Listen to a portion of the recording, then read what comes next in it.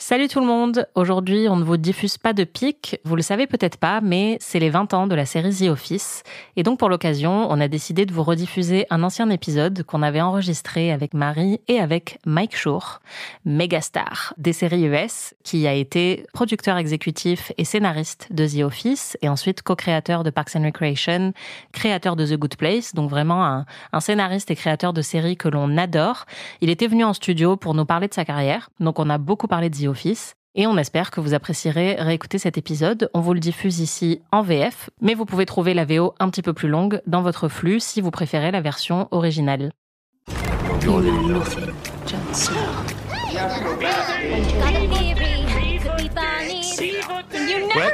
C'est pas faux. That's what the money is for. Winter is coming. The danger. I am the one who knocks. I think A that damn I may fine be cup of coffee. the voice of my generation. Suit up. Coucou les Pickies. Et oui, quand il y en a plus, il y en a encore. Notre saison de Pic TV s'est achevée il y a quelques semaines, mais on ne pouvait pas vous laisser partir sans un petit épisode surprise. Pourquoi ? Parce qu'on a eu l'occasion de faire venir en studio le génialissime Michael Schur. Pas en Zoom, en studio. Il était vraiment là physiquement avec nous, dans la même pièce. On l'a vu. On l'a touché. Alors, si vous nous écoutez et que vous aimez les séries, vous connaissez sans doute son nom. Mike Schur, c'est un des scénaristes et producteurs de The Office US. C'est aussi lui qui a co-créé Parks and Recreation et Brooklyn Nine-Nine. Et c'est lui qui a créé tout seul The Good Place. Il a aussi travaillé à SNL, Saturday Night Live. Il a produit des séries comme Master of None ou The Comeback et coécrit l'épisode Nosedive de Black Mirror. C'est celui avec Bryce Dallas Howard qui a un problème d'application, voilà. Bref, si vous aimez la comédie et les séries américaines, il y a de fortes chances que vous soyez un jour tombé sur le travail de Mike Schur. Alors, il y a 2 versions de cet épisode qui sont disponibles. La première est une version doublée en français et condensée de notre interview. Donc, pour ceux qui veulent la suivre en français et qui veulent pas passer 1 heure avec nous, vous pouvez écouter celle-là. Je comprends pas pourquoi. Mais... Et il y a aussi une version en VO de l'interview intégrale, donc qui dure plus longtemps et qui n'est qu'en anglais. À vous de choisir. C'est ça. Et vous pourrez retrouver la retranscription par écrit en français de l'interview sur un petit lien qu'on vous mettra dans le texte de l'épisode. Avant de se lancer dans l'interview, on veut juste vous resituer rapidement son travail. La raison pour laquelle on connaît Mike Schur, c'est parce que c'est devenu une légende déjà en tant que scénariste de The Office, mais aussi parce que tout son travail concerne principalement des workplace comedies, donc des comédies, des sitcoms qui se passent dans le cadre du travail, dans un bureau. Et c'est aussi des formats documentaires, comme on avait vu avec The Office. Enfin, c'est pas lui qui a inventé le format, évidemment, mais il l'a décliné. Et ce qui est assez remarquable chez Mike Schur, qu'on retrouve pas justement dans The Office, par exemple, et que lui a vraiment, c'est la patte de Mike Schur qu'il a appliquée. Il fait de la comédie, mais avec des gens bons, souvent. C'est des comédies qui ont beaucoup de cœur, en fait. Ça se moque pas de la médiocrité humaine, en général. Ça s'amuse, au contraire, des excentricités des uns et des autres, mais en ayant des personnages, qui sont très sympas, gentils, bienveillants.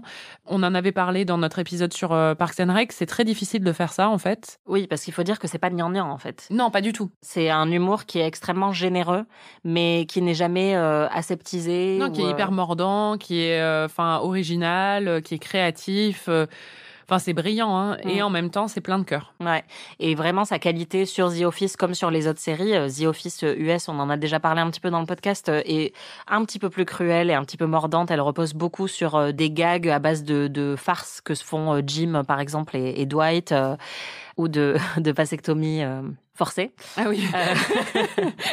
Donc il y a un côté quand même un petit peu plus méchant que dans ces autres séries, mais ce qui est très très fort dans toutes ces séries, et c'est pas le seul évidemment scénariste dessus, mais c'est la manière de sublimer des petits moments du quotidien et des moments de banalité souvent, mais de les rendre très touchants et très reconnaissables. En fait, on se reconnaît dans ces personnages-là. C'est des personnages du quotidien, des gens de tous les jours, qui font des conneries, qui se comportent pas toujours très bien, qui ne sont pas vraiment des héros en fait.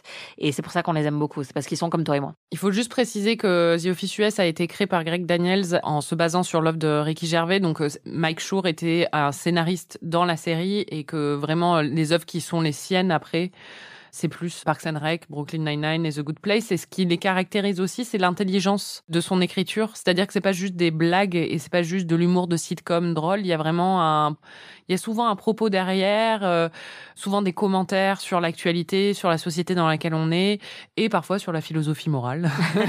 Voilà, comme dans The Good Place. Et vous allez voir, on a parlé de tout ça avec lui dans l'interview, quel type d'humour il aime et comment on réussit justement à créer une comédie qui soit mordante tout en ayant un humour qui reste dénué de cruauté.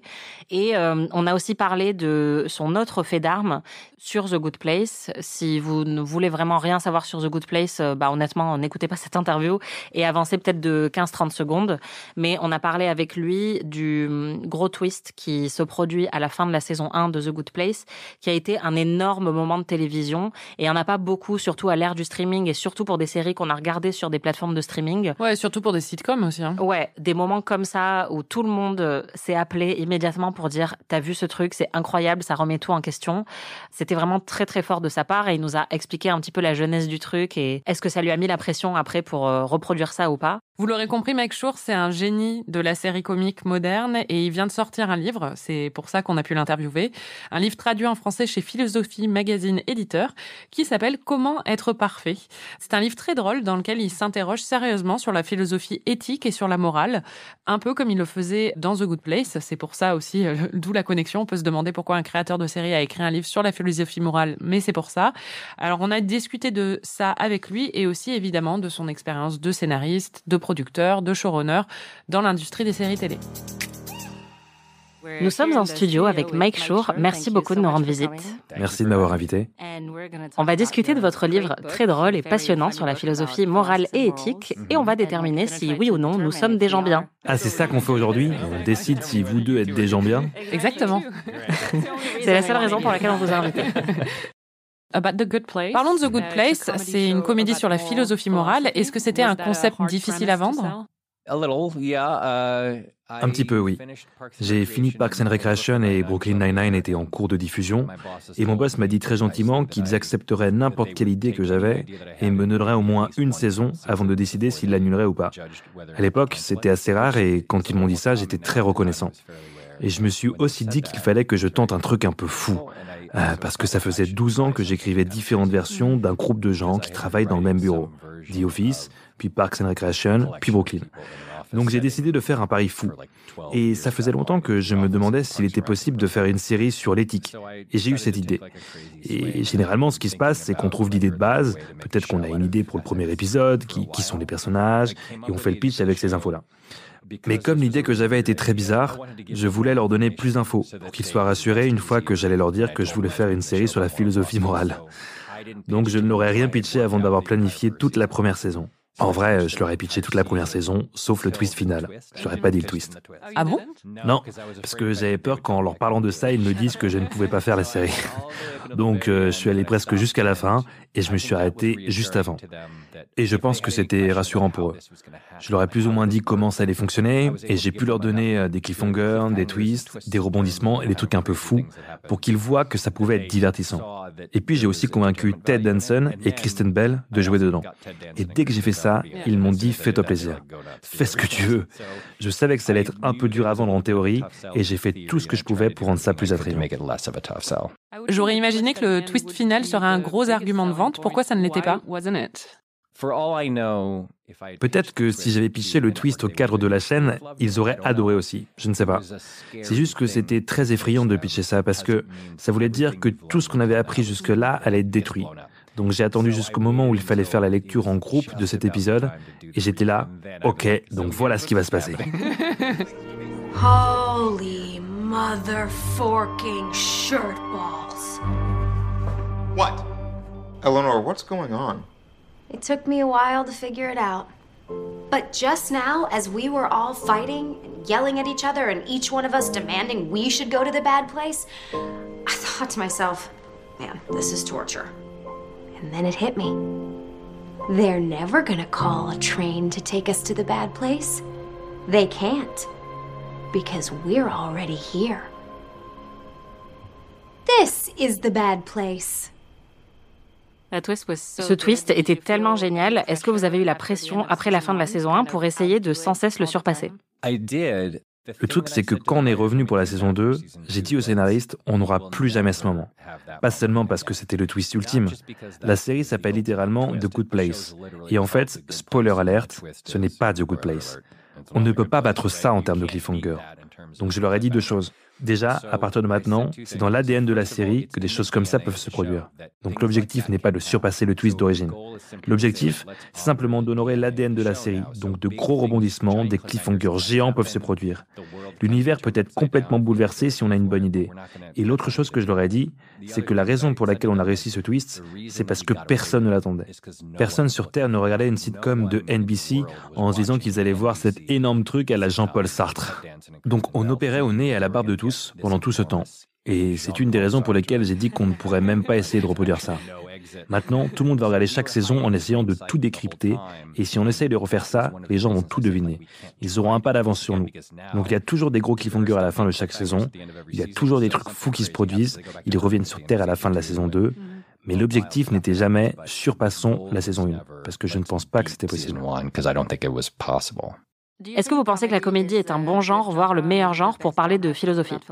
Oui, sans aucune hésitation. Pourquoi? Parce que la philosophie, c'est très compliqué et assez chiant. Comment osez-vous? J'adore ça. Mais bon, il faut être honnête. Et je pense que pour n'importe quel sujet qui est compliqué et un peu chiant, si on peut faire passer le message en faisant rire les gens, ils sont beaucoup plus susceptibles d'être intéressés. Ça ne veut pas dire qu'il n'y a pas beaucoup d'excellentes séries dramatiques qui sont, à mon sens, intrinsèquement philosophiques. Je pense par exemple aux Sopranos et à Mad Men. Je pense que Breaking Bad est intrinsèquement philosophique aussi. Si j'enseignais un cours sur l'existentialisme, ce sont des séries que je mentionnerais. Je serais ravi de faire une leçon entière sur Breaking Bad, parce que ça parle de motivation, et c'est aussi une série qui parle des actions qui nous définissent. Et il y a des milliers et milliers d'incroyables séries dramatiques qui sont philosophiques, mais elles ne disent pas aux gens qu'elles sont philosophiques. C'est ça la différence. Elles cachent leurs réflexions philosophiques avec des meurtres et une narration dramatique. Je pense que la seule manière de faire une série qui soit explicitement sur la philosophie, c'est à travers la comédie. Parce que si on fait une série dramatique qui est explicitement sur la philosophie, tout le monde va s'ennuyer et éteindre sa télé. Dans votre livre, vous écrivez sur l'importance de l'échec. Quel est l'échec dont vous avez le plus appris? Oh mon Dieu. Il y en a tellement, en fait. C'était très certainement, en tout cas dans la sphère professionnelle, ma première année à Saturday Night Live. J'ai été embauché là-bas pour mon premier job, quasiment à la sortie de la fac. J'avais 22 ans et c'était le plus beau jour de ma vie. Je n'en revenais pas. Je regardais l'émission depuis que je savais qu'elle existait. Et je venais à peine d'être diplômé et j'avais ce job cool et j'étais tellement mauvais, tellement mauvais. Les gens pensent toujours que j'exagère quand je dis ça, mais vraiment pas. J'étais profondément nul pendant une année entière et j'aurais vraiment dû être viré. Et le fait que je ne l'ai pas été est un miracle. À Saturday Night Live, la manière dont ça fonctionne, c'est qu'on écrit les sketchs le lundi et mardi, et le mercredi, on fait la lecture en groupe. Donc Lorne Michaels et la personne qui présente l'émission sont assis au bout de cette longue table, le casting est assis autour de la table, et il y a 45 ou 50 sketchs que le staff a écrits, et le casting les lit un par un, et choisit les 10 ou 12 qui vont finir dans l'émission. Et donc semaine après semaine après semaine, j'écrivais un ou plusieurs sketchs. Et quand ils étaient lus, tout ce qu'on entendait dans cette pièce de genre 300 personnes, c'est ce bruit. Juste zéro rire. Genre personne dans la pièce, même pas quelqu'un qui se règle la gorge, même pas un petit rire de politesse, rien. Et j'étais juste dans un coin, transpirant et déprimé. Et ça a été une vraie leçon d'humilité et une vraie leçon d'échec, que j'ai dû vivre semaine après semaine. Et ça m'a appris 2-3 trucs. Déjà, Saturday Night Live est remarquablement bien pour ça. Ça nous apprend à être humble parce que le taux d'échec quand on y travaille est énorme. Ce n'est pas comme la plupart des émissions de télé en Amérique, ce n'est pas communautaire. Certes, on travaille avec les autres scénaristes, mais on est constamment en compétition. Et même si ça fonctionne pendant la répétition, peut-être que pendant l'émission, alors que c'est en direct, les gens peuvent ne pas rire.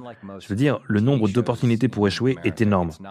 Et donc ceci n'est pas vrai pour tout le monde, mais la plupart des gens qui travaillent à SNL sont des gens sains avec une dose normale d'humilité, parce qu'on échoue souvent, et c'est une excellente leçon pour ne pas être trop prétentieux. Je connais certaines des personnes les plus drôles de tous les temps, Will Ferrell, Molly Shannon, Maya Rudolph, Adam McKay et Tina Fey. Ce sont les gens les plus drôles de ma génération, certainement, et certains des gens les plus drôles à avoir jamais existé. Et je les ai tous vus se rétamer. Et ils se souviennent tous de la sensation qu'on a quand on se plante. Et ça, c'est vraiment une bonne chose. C'est une question compliquée, mais quel est le personnage le plus complexe moralement que vous avez écrit? Peut-être Gina de Brooklyn Nine-Nine. Elle serait sans doute en haut de la liste. C'est juste une personnalité très complexe qui a beaucoup de codes qui se mélangent et beaucoup d'inconsistances. Je pense aussi que Ron Swanson, de Parks and Rec, est assez complexe moralement, où il se complexifie moralement au fil des saisons et des années. Il a une personnalité très cohérente. Il a un compas moral très fort et il est très intègre, mais politiquement, il croit aussi à certaines idées qui ne sont pas super sympas, je dirais. C'est cohérent, mais c'est un petit peu complexe, oui. Par exemple, il a embauché Leslie, qui ne partage pas du tout ses idéaux, mais il l'a fait simplement parce qu'elle a du cran. Ce qu'il apprécie chez les autres, c'est leur force de caractère, plus que leurs idées politiques. On a fait un épisode entier sur ça, où les deux sont enfermés ensemble dans une pièce et on comprend enfin pourquoi il l'a embauchée au départ. Et c'était juste parce qu'il aimait le fait qu'elle défendait ses idéaux. Et c'est quelque chose qu'il valorise énormément. Honnêtement, je trouve que Michael Scott est assez complexe en fait. Je pense que vous avez raison. Parce qu'il est à la fois affreux et génial et très attachant. Et je pense que c'est l'un des grands succès de la version américaine de The Office. Dans la version anglaise, il est aussi complexe, mais la version américaine en a fait un personnage bien plus sympathique. Ça s'explique en partie par le fait qu'ils ont fait 12 épisodes et qu'on en a fait 200. C'est l'ajustement que Greg Daniels a fait quand il a adapté la série. Il a très justement reconnu que les Britanniques ont une plus grande tolérance pour tout ce qui est lugubre et triste. Et donc au début, alors que la série progressait, il l'a rendu un peu plus optimiste et a rendu Michael spécifiquement un peu plus gentil. Il a clarifié le fait que l'ignorance de Michael, son sexisme et son racisme occasionnel étaient juste liés au fait qu'il voulait être drôle et populaire. Ce n'était pas vraiment qu'il était au fond, c'était quelqu'un de tendre et fleur bleue et gentil qui s'était fourvoyé et accordait de la valeur aux mauvaises choses. Mais oui, c'est un personnage clairement plus aimable que David Brent, de très loin. Oui, mais qui continue à faire plein d'erreurs et je pense que c'est vraiment ça qui le rend intéressant. Oui, il foire tout le temps. Comment diriez-vous que l'industrie a changé ces 20 dernières années ? C'est complètement différent. C'est un endroit complètement différent. Parmi les plus gros changements, MeToo était un changement énorme. Avant MeToo, globalement, tout mauvais comportement était non seulement toléré, mais aussi fréquemment récompensé. C'était une manière complètement folle et rétrograde de travailler. Et je ne parle pas uniquement de la manière dont les femmes étaient traitées, je parle du traitement de n'importe qui pour n'importe quelle raison. Je pense que la théorie dominante était « peu importe ce que fait quelqu'un, tant que cette personne vous permet de gagner de l'argent ». Et ça remonte au tout début d'Hollywood. Si la star d'une série ou un célèbre réalisateur ou showrunner est un énorme enfoiré, mais que la série marche, tout le monde laisse couler. Et ça mène à un certain nombre de choses, et parfois, des vies sont détruites. Et c'est aussi le fait que beaucoup de gens sont juste partis. On a eu une fuite des cerveaux, des gens qui étaient d'incroyables scénaristes, actrices, productrices, etc. Parce que ces femmes étaient là, ça ne vaut pas le coup. Ça ne vaut pas le coup de vivre ma vie comme ça. Et ce n'est pas acceptable. Donc ça a été un gros changement. Le fait que d'un coup, ces comportements non seulement n'étaient plus tolérés, mais étaient même recherchés et éradiqués. Et ça se produit encore aujourd'hui. Il y a encore des gens qui traitent affreusement les femmes à Hollywood, mais ils sont beaucoup plus susceptibles d'en souffrir les conséquences. Alors qu'avant MeToo, rien ne se produisait jamais. C'était la même approche du scandale que l'Église catholique. C'est-à-dire que s'il y a un problème ici, on prend juste le mec et on le déplace là-bas. George Floyd et Black Lives Matter ont aussi eu un gros effet. Pas seulement pour la communauté noire, mais je pense aussi dans toutes les communautés marginalisées et sous-représentées, qui soudainement étaient beaucoup plus susceptibles de s'exprimer si elles étaient maltraitées, parce qu'avant, elles l'étaient en toute impunité. Et puis, il y a aussi l'industrie des séries elles-mêmes. Quand j'ai commencé, il y avait 4 chaînes, et puis HBO, vaguement Showtime et très vaguement FX. C'était un tout petit nombre d'endroits qui faisaient de la production originale. Maintenant, il y en a 10 millions. Et dans tout ça, il y a du bon et du mauvais. Ces services de streaming, selon moi, se reposent trop sur leurs algorithmes qui leur disent quoi programmer. Donc, avant l'ère du streaming, on allait au rendez-vous et on pitchait une série à une personne. On disait, voici mon idée, voilà ce que je veux faire. Et ils réfléchissent. Ils se disent, est-ce que ça va marcher? Est-ce que ça ne va pas marcher? Est-ce que c'est bien, pas bien? Mais c'est un être humain qui réagit et qui dit, je pense que c'est bien, on tente le coup. Maintenant, cet instinct humain a été remplacé par un ordinateur qui calcule le potentiel de succès en se basant sur je ne sais quoi. Et ça ne veut pas dire que les humains ont toujours eu raison. Ils se trompaient souvent, évidemment. Des milliers et des milliers de décisions ont été prises pour produire des séries qui finalement étaient mauvaises. Le problème, c'est que quand on remplace l'élément humain, on va inévitablement rater des trucs géniaux. Certaines des meilleures séries de tous les temps sont les plus bizarres. Breaking Bad est un super exemple. Breaking Bad est une série très étrange que personne n'a regardée pendant très longtemps. C'était juste extrêmement bien fait, bien écrit et bien interprété. Et au bout d'un moment, le bouche à oreille a fonctionné et les gens ont commencé à en entendre parler. Et la dernière saison a fait des chiffres hallucinants. Et maintenant, c'est une série légendaire. Et si un algorithme prenait les décisions, cette série aurait été annulée. Elle a continué à être diffusée parce que des êtres humains ont dit « Je me fiche de ce que les gens pensent de cette série ou de qui la regarde. Cette série est bonne et je la maintiens à l'antenne. » Et sans cette contribution humaine, j'ai peur que tout devienne progressivement plus plat. Les angles des séries vont être arrondis et tout va devenir un petit peu ennuyeux. J'ai une question qu'on n'avait pas prévue, mais je suis curieuse. Anaïs et moi avons le même épisode préféré de Parks and Rec, c'est Flu Season. Est-ce que vous pouvez nous dire comment vous avez eu l'idée et comment il a été écrit? Et c'est peut-être mon épisode préféré à moi aussi. Je vais vous donner tout le contexte. On faisait la 2e saison de la série, et au milieu de la 2e saison, Amy Poehler est venue me voir et m'a dit qu'elle était enceinte. Et le bébé devait naître pile au moment où on aurait commencé à filmer la saison 3. Donc on est allé voir NBC et on leur a dit « Écoutez, si vous voulez nous renouveler pour une saison 3, ce qui n'était pas sûr à l'époque, et si vous voulez que la saison démarre en septembre, comme d'habitude, il faut nous le dire maintenant. » Et à ce moment-là, il faut qu'on termine la saison 2 et qu'on démarre immédiatement le tournage de la saison 3. Donc en gros, on a fait une saison 2 de 24 épisodes, on a pris genre 3 semaines de break et on a immédiatement tourné les 6 premiers épisodes de la saison 3. C'était exténuant. On a fait une saison de 30 épisodes en gros. Et on s'est rendu compte qu'on était complètement épuisé et qu'on n'allait pas pouvoir trouver 6 idées. Donc pour survivre, on s'est dit qu'il nous fallait un projet. Il nous fallait un gros projet sur lequel Leslie va travailler. Et ce projet nous donnera des idées pour chaque épisode. Donc on a eu l'idée du Harvest Festival. Et ensuite on s'est dit, ok, qu'est-ce qu'il pourrait se passer? Elle devrait pitcher l'idée du festival à Chris Traeger et Ben Wyatt, ses nouveaux boss. Elle devrait présenter le projet aux commerces locaux. Elle devrait faire un point presse. Et donc, ça nous a aidé à avoir toutes ces idées. Et ensuite, on a eu l'idée de lui faire une grande présentation alors qu'elle avait la grippe. Et comme elle était tellement déterminée, elle allait juste essayer d'ignorer sa grippe. Et ça nous semblait intrinsèquement drôle de voir Leslie se battre contre la grippe. Quand elle utilise son jean comme écharpe. Oui.